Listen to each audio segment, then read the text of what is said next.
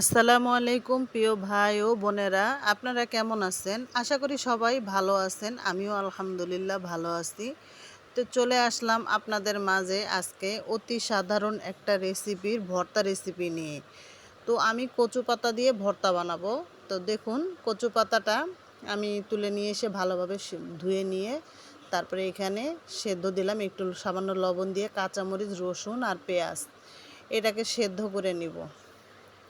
সেদ্ধ করে নিব বলতে, একটু সেদ্ধ হয়ে গেলে পানিটা যখন টেনে যাবে তখন আমি হালকা একটু তেল দিয়ে তারপরে ভেজে নিব এটাকে, যাতে পানি না থাকে, পানিটা একদম শুকিয়ে নিব।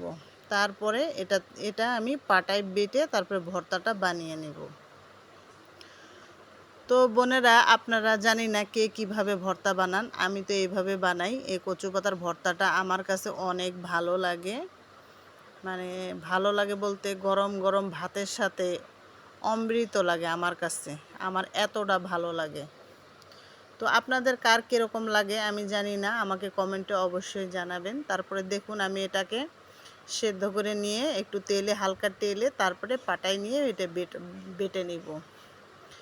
তো দেখুন, আমি প্রথমে কচুটা আর কাঁচামরিচ দিয়ে একটু লবণ দিয়ে সেদ্ধ দিয়ে দিয়েছিলাম, আর একটু সেদ্ধ হওয়ার পরে আমি পেঁয়াজ আর রসুনটা দিয়েছি, কারণ পেঁয়াজটা আমি একদম সেদ্ধ করব না, যেন একটু আস্ত আস্ত থাকে, তাহলে ভালো লাগবে এই জন্য। তো আমি রসুনগুলো বেটে নিচ্ছি আর কাঁচামরিচ কচুটার সাথে বেটে নিচ্ছি। আর দেখুন, পেঁয়াজটা আমি আলতো আলতো করে বাটবো, যেন একটু আস্ত আস্ত থাকে, তাহলে খেতে অবশ্যই ভালো লাগবে আর দেখতেও সুন্দর হবে।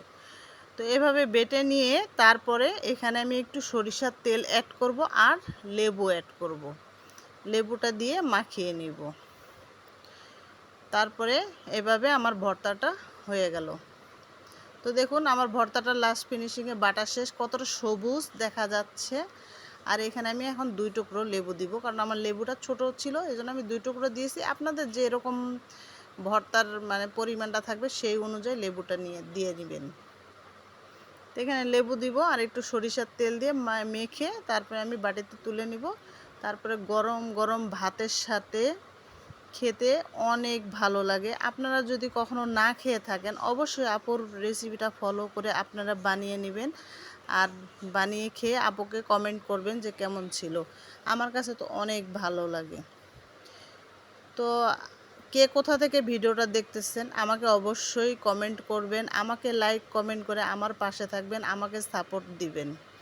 আপনাদের সাপোর্ট ছাড়া এগিয়ে যাওয়া অসম্ভব।